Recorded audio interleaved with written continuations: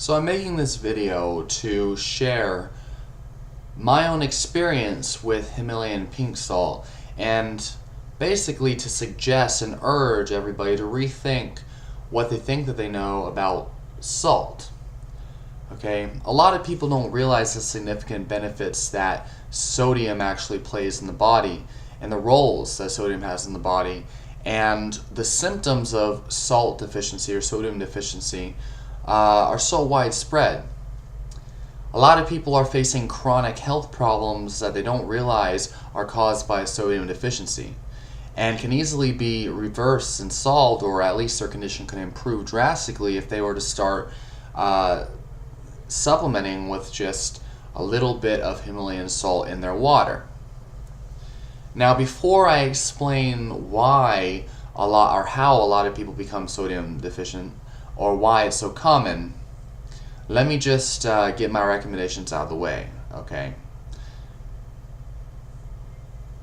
About a half a teaspoon per gallon of water for regular people who don't exercise or sweat heavily, and a whole teaspoon per gallon of water for people who do sweat excessively or exercise, okay, a lot, or exercise period, okay. If you're going to the gym 30 minutes a day or up to 2 hours a week, you need to start supplementing with salt, okay. Now, of course, here's the thing, okay. Now I got the recommendations out of the way. Well, here's my experience, okay. So for the last 4, 5, 6 years, since 2012, I started suffering from hyperventilation syndrome, where basically I could not breathe. I started to develop severe circulation issues, and I experienced bad anxiety and panic attacks for quite a long time, to the point where I couldn't sleep at night.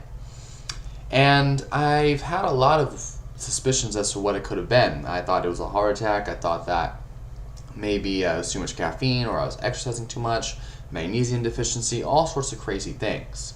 And while all of these things could contribute towards those issues, what I ultimately ended up finding is that if I add a half a teaspoon to a whole teaspoon of Himalayan pink salt to my water, I have a whole gallon jug right here. When I add Himalayan salt to this thing and I drink this throughout the day, I can breathe so easily. It's so crazy that sometimes if I have trouble breathing, I'll simply put a whole teaspoon of Himalayan salt underneath my tongue and let it dissolve. Let it sit there and dissolve, and then wash it down with some water. And within 2 to 5 minutes, my symptoms are gone. That's crazy. Okay, crazy how quickly it's gone, and how simple of a fix that was for such an alarming problem that no one seemed to have the answers to. Doctors couldn't tell me. They just told me I had anxiety and needed to get put on anti-anxiety medications. All sorts of crazy shit. They told me I was fine, told me my heart was fine, blah, blah, blah. Himalayan salt has seriously helped me out with this. And so, why then do doctors talk about how bad salt is? Why is there such a big sodium scare in mainstream medicine? Why is everyone avoiding salt? Well, because all of the science and all the people, all of the salt shamers, I guess you can call them, they're not differentiating between sodium found in just pure sodium, or sea salt, or Himalayan salt, or sodium phosphate, or monosodium glutamate, MSG, or sodium nitrate. They're not differentiating between the different types of sodium. They're just calculating based upon the total sodium intake on the back of a food label. What people fail to understand is there's a significant difference in all of these compounds. Okay, when you add phosphorus to sodium, you get sodium phosphate, which is a flavor enhancer and I believe also a preservative. Sodium phosphate is found in a lot of processed foods. Sodium nitrate, these nitrates, right? We always hear about how bad they are for the heart and they contribute to heart disease.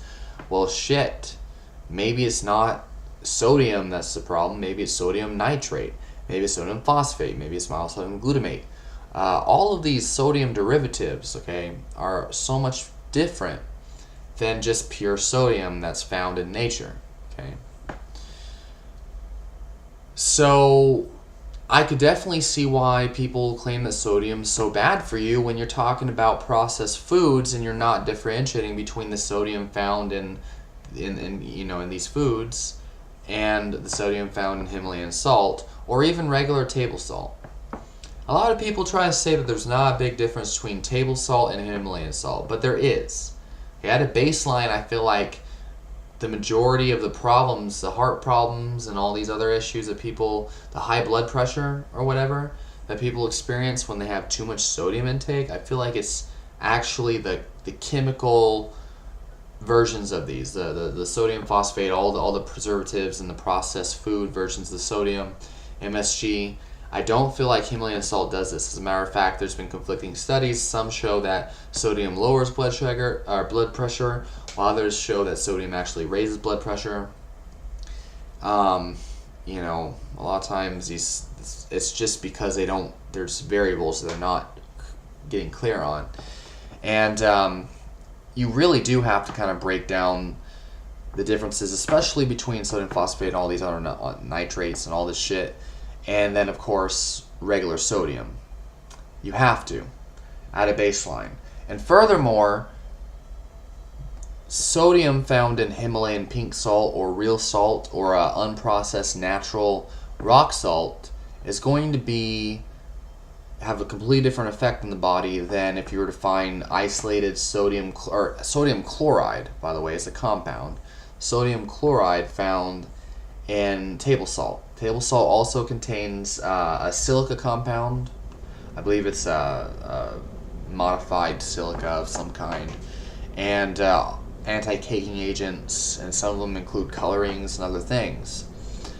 So there are additives, and a lot of times the anti-caking agents and other things found in salt, in table salt, processed white salt, that could be what's contributing towards high blood pressure. Okay, I've heard a lot of weird theories. I've heard people saying that whatever's found in the processed salt is also you make glass with it or something, and it scrapes the arteries and shit like that. I don't know if I believe all that mumbo jumbo, but I can tell you one thing. Himalayan salt, it does have like a mix of electrolytes. However, okay, anyone who's done some research, especially the people who oppose this idea completely, they're going to be like, well, there's only trace amount of the minerals. Okay, it's still 80 to 90%, or it's still like 99.9% sodium chloride. Okay, there's only like 0.001% of electrolytes or something, right? But here's the thing. Okay, your body for one only needs electrolytes in trace amounts, but more so, it's not quantity that matters so much, but the quantity that is found in the entire whole form that's found in nature. Okay. I do believe that despite the fact that there's very, very little amounts of electrolytes in Himalayan salt, they're there, but they're in such low amounts they say it's not significant enough. I feel like they still support the chemical structure of the salt in a way that is biologically aligned with our bodies. If that makes sense at all. If not, I'm sorry, but I strongly feel like that is a huge difference. I feel like you've got to kind of think outside of this Western pharmaceutical minded thing where everything is dose dependent. Okay. And regardless, the fact is, for one, if you exercise and you sweat, your body releases a whole lot of sodium in sweat. It doesn't release potassium nearly as much. This is something I didn't know before. Okay, because I did release a video on the benefits of potassium salt, And what I had noticed over time was the more potassium salt I used, the worse my shit started to get. I was having heart palpitations, and I was feeling really like depleted of water and dehydrated when I ate a lot of potassium salt. I could have died. Okay, my heart could have stopped if I kept doing that. Sodium and potassium are counter agonists. Okay, they counter each other. They work to balance each other out. If you have too much potassium, then you'll have low sodium. If you have too much sodium, you could have low potassium. However, low sodium is much more likely to happen unless you have kidney problems or something of that nature, or adrenal problems where you have aldosterone imbalances, but that's more complicated. Most of you out there hold on to potassium but release sodium, okay? And what you need to understand is you need to replace that sodium, okay? I can tell you right now, most people are running away from fluoride. Most people are buying, filtered water, purified water, reverse osmosis water, okay? I've been buying reverse osmosis water, like quadruple purified water. It's gone through reverse osmosis, ozonation, all sorts of processing. I've been buying purified water like this, reverse osmosis, for the last 4 years or so. And it's like the longer I went drinking this reverse osmosis water and exercising, the worse I was feeling. Until I added salt. Because filtration processes like reverse osmosis, they do remove all the germs, they remove all the fluoride, all the chlorine, but let's not forget, fluoride and chlorine are both minerals, just like sodium and magnesium and potassium, okay, chromium, etc. And so the filtration process removes all of the minerals from the water. Water generally is supposed to have minerals in it, okay? Sodium being one of them. And removing all these minerals from the water is going to cause health problems. Okay, if you're drinking reverse osmosis water, you need to start adding minerals into your diet somehow, and especially sodium. Okay, because this purification process removes the sodium from the water is now dead, and it's not going to be held in the body the way it should. And what happens is when you start to drink this purified water, it starts to actually leach minerals and sodium out of the body. It's not a good thing. Because minerals are literally build our entire body. Okay, people say protein's the building blocks for the body, but what about minerals? Okay, we're like over 80% water, but water needs minerals in order to exist. Okay, if there's no sodium in the body, there's not going to be any water. That's what water toxicity is. It's a sodium deficiency. And so, yeah, if you're not replacing your sodium, if you're drinking reverse osmosis water, you're leaching sodium, you're pissing sodium out, and you're going to be sweating a whole lot during your workouts if you work out, and you're going to be losing a lot of sodium through the sweat, through the reverse osmosis water, and through your piss. You need to start consuming more sodium. Okay, and I would definitely not recommend the white salt unless it's all you have at a certain time, but I definitely would recommend Himalayan pink salt, and especially real salt. I use real salt, and I know there's a difference, okay? I use real salt. For the record, if you use white salt and you say you don't get the same kind of benefits I do, then shit, try real salt, okay? There's a lot of people that swear by Himalayan pink salt and saying it's like the best thing since sliced bread. All these health benefits apparently come with Himalayan salt. A lot of people say it's a marketing scheme. For me, I think it's common sense that you need some kind of natural salt. Now, for those people who use what they call appeal to nature fallacies, which I don't think is necessarily a bad thing. I think it's a good thing to look at nature for answers.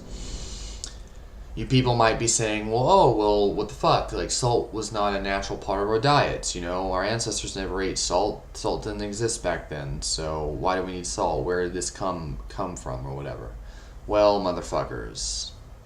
Truth is, rock salt, okay? There's evidence, a lot of evidence showing that our ancestors actually used to lick rocks for the sodium. So also in the soil, where a lot of vegans would be getting their vitamin B12 and their beneficial bacteria, apparently. There's also a lot of magnesium, a lot of potassium, and calcium, chromium, and there's also a lot of sodium in the soil, or was. So you would be getting the sodium from the soil and from licking rocks. I know that sounds kind of far-fetched, but seriously, this is caveman days we're talking about. And we did lick salt, okay? And I wouldn't doubt it, considering the crazy benefits I've received from drinking the Himalayan salt water, okay?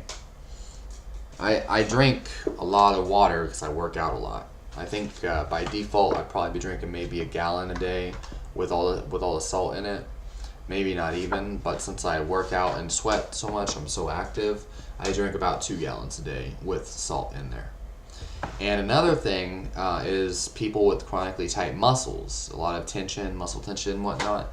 Salt tends to soften the muscles. People with excessive cramping definitely need to start trying this Himalayan salt. Okay, I've had I've had cramps while I'm having sex or whatever that were really bad to where I had to stop. And I was like, you know what? Hold on 1 second. And I got some Himalayan salt, about a big spoonful, put it under my tongue, drink some water. And within, about a minute, maybe 2 minutes at the most, my cramp went away completely. And these were bad hamstring cramps where I was freaking out. I was like moaning, grunting in pain, okay? Himalayan salt, within 2 minutes, my cramp was gone.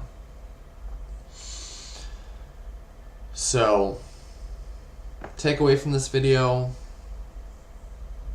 Himalayan salt. If you have brain fog, you have mental issues, anxiety, if you're chronically stressed, you have a lot of muscle tension, you have chronic pain, fibromyalgia. Like for example, my girlfriend, she has had chronic pain for a long time, and she said once she started to consume a little bit of salt, it helped a lot.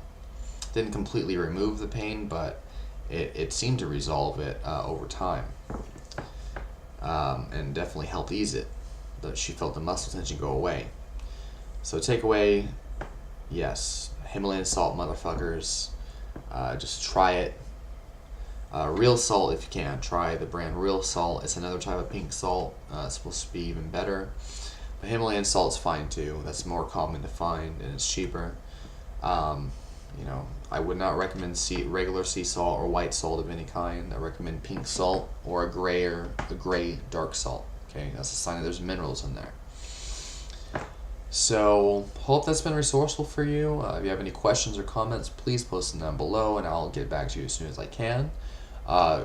Subscribe for more badass videos like this. Like and comment, but definitely subscribe. Okay?